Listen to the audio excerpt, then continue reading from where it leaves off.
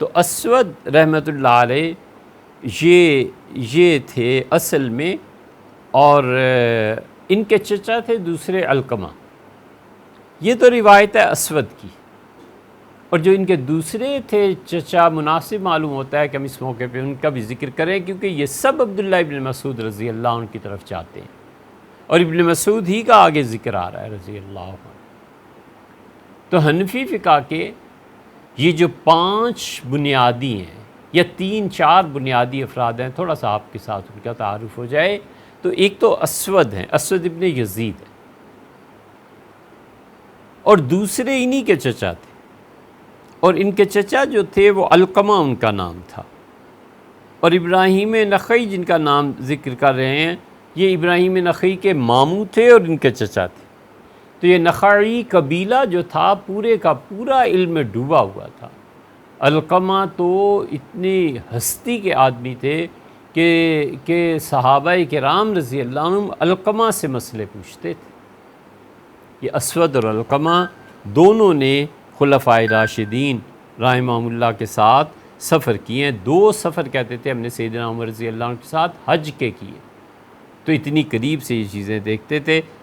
اور علقمہ جو تھے عبداللہ ابن مسعود رضی اللہ عنہ کی بہت تعلق اور محبت تھا ان سے. ابن مسعود رضی اللہ عنہ کو پیش کیا گیا شربت، تو انہوں نے پیالہ ہاتھ میں لے لیا، یعنی گویا قبول فرما لیا، اور کہا ان لوگوں کو دے دو. تو جو لوگ ان کی صحبت میں بیٹھے ہوئے تھے، علقمہ اور اسود اور مسروق وغیرہ، سب کسی نے نہیں پیا. معلوم ہوا سب کے سب روزے سے، نفلی روزوں کا اتنا تسلسل تھا. اس سے جو آدمی نفل روزے کثرت سے رکھتا رہتا ہے، آہستہ آہستہ آہستہ آہستہ اس کے اندر طہارت پیدا ہو جاتی ہے. جو اندر کی طہارت ہے نا، اندر کی پاکیزگی، پھر اس کے ظاہر کو گناہ میں نہیں جانے دیتی، روک لیتی. علقمہ کا بڑا شرف ہے عبداللہ ابن مسعود رضی اللہ عنہ کا ابو شبل، فرمایا شیر کا بچہ ہے. ایک دن وہ تلاوت کر رہے تھے، ابن مسعود رضی اللہ عنہ کی آواز بھی بہت خوبصورت تھی علقمہ کی، تو علقمہ سے اتنے متاثر ہوئے ان کی تلاوت سے کہ فرمایا فدا کا امی و ابی، میرے ماں باپ علقمہ تجھ پہ قربان، خدا کی کتاب پڑھ. بہت بڑی بات ہے. ابن مسعود رضی اللہ عنہ نے غالباً ہمیں نہیں ملا کہ کسی اور کو اس جملے سے نوازا ہو، اور انہوں نے کہا میرے ماں باپ علقمہ تجھ پہ قربان، خدا کی کتاب کو پڑھ، یعنی اور تلاوت کرو. اور ابن مسعود رضی اللہ عنہ وہ ہیں جن سے رسول اللہ صلی اللہ علیہ وسلم نے فرمایا تھا کہ قرآن پڑھ.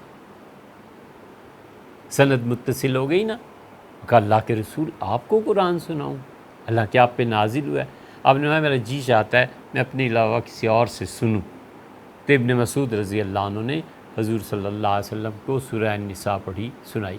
ابن مسعود رضی اللہ عنہ کہتے تھے میں نے 70 سورتیں رسول اللہ صلی اللہ علیہ وسلم سے پڑھی ہیں، اور میرے علاوہ دنیا میں کوئی آدمی ایسا نہیں دیکھو گے جسے اتنا قرآن پڑھایا ہو جتنا مجھے پڑھایا تھا. علقمہ رحمۃ اللہ علیہ کا بھی یہی حال تھا. یہ سب عبداللہ ابن مسعود رضی اللہ عنہ کے شاگرد تھے، اور صحابہ کرام رضی اللہ عنہ کے مفتی بھی علقمہ تھے. صحابہ رضی اللہ عنہ کو فتوے دیتے تھے. ابن مسعود رضی اللہ عنہ کے 5 شاگرد تھے جس سے ان کا سارا علم پھیلا، اور اللہ کی شان 5 کے 5 جسمانی طور پہ کسی نہ کسی چیز میں تھے. ان کے شاگرد تھے حارث، اور حارث ایک آنکھ تھی اور ایک نہیں تھی، آور جسے کہتے ہیں. ان کے شاگرد تھے عبیدہ، اور عبیدہ کا بھی یہی حال تھا کہ ایک آنکھ تھی اور ایک نہیں تھی. اب بچے پڑھ سکتے ہیں، کوئی کسی جسمانی عیب کے ساتھ کلاس میں جا سکتا ہے، کوئی ٹیچر پڑھائے گا اسے؟ اس لیے کہ ان لوگوں کو پتہ ہی نہیں ہے کہ بچوں کی تربیت کیسے ہوتی ہے اور پالتے کیسے. ایک آنکھ نہیں ہے پیدائشی طور پہ، اب نہیں ہے، لیکن اس بچے کا حق ہے تعلیم. عبداللہ ابن مسعود رضی اللہ عنہ ان 5 معذوروں کو پڑھایا، حارث 1، عبیدہ 2، تیسرے یہ تھے علقمہ.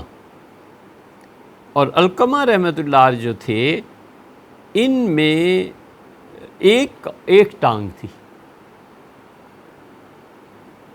ایک ٹانگ ہونے کے باوجود سفر کیا ہے حضرت ابوبکر حضرت عمر رضی اللہ عنہ کے ساتھ، حضرت عمر رضی اللہ عنہ کے ساتھ 2 حج انہوں نے کیے ہیں۔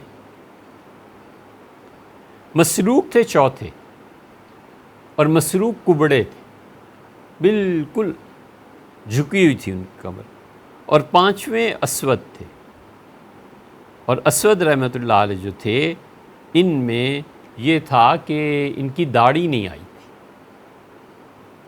وفات تک۔ کچھ لوگ ہوتے ہیں نا، آپ نے دیکھا ہوگا عمر زیادہ ہو جاتی ہے، اس کے باوجود ان کے چہرے پہ بال نہیں آتے۔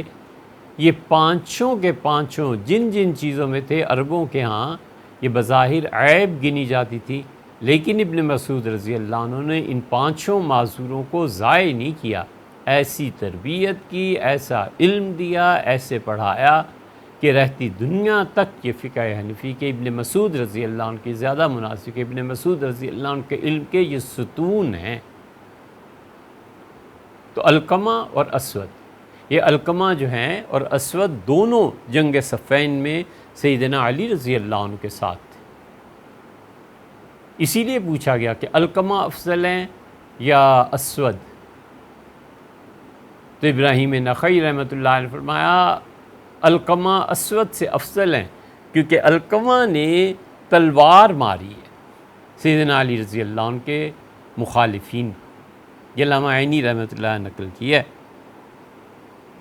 اور علقمہ اور اسود یہ ہیں اصل حنفی فقہ وہاں سے چلی تھی، اور پھر سیدنا علی رضی اللہ عنہ وہ تو تھے ہی تھے وہاں کوفہ میں، تو جتنی بھی آگے حنفی فقہ چلی ہے یہ کوفہ سے چلی ہے۔ اب مثلا حضرت ابو حنیفہ رحمۃ اللہ علیہ کوفہ میں سب کہتے تھے کہ سیدنا علی رضی اللہ عنہ ہاتھ ناف کے نیچے باندھتے تھے، بس اس شہر میں یہی تھا۔ مدینہ منورہ میں کیا ہوتا تھا، جو صحابہ رضی اللہ عنہ، عبداللہ ابن عمر مدینہ منورہ پہ غالب تھے، اس لیے امام مالک رحمۃ اللہ علیہ کی اصل فقہ کی وہ چیز اہل مدینہ میں مل جاتی ہے، اسی لیے وہ اہل مدینہ کے عمل کو حجت اور دلیل کہتے ہیں، امام ابو حنیفہ رحمۃ اللہ نہیں کہتے۔ امام بخاری رحمۃ اللہ علیہ کہتے ہیں کہ اہل مدینہ کا عمل دلیل ہے شریعت۔ 1600 صحابہ رضی اللہ عنہ کوفہ گئے تھے، بہت بڑی تعداد، اور بدری اتنے گئے تھے۔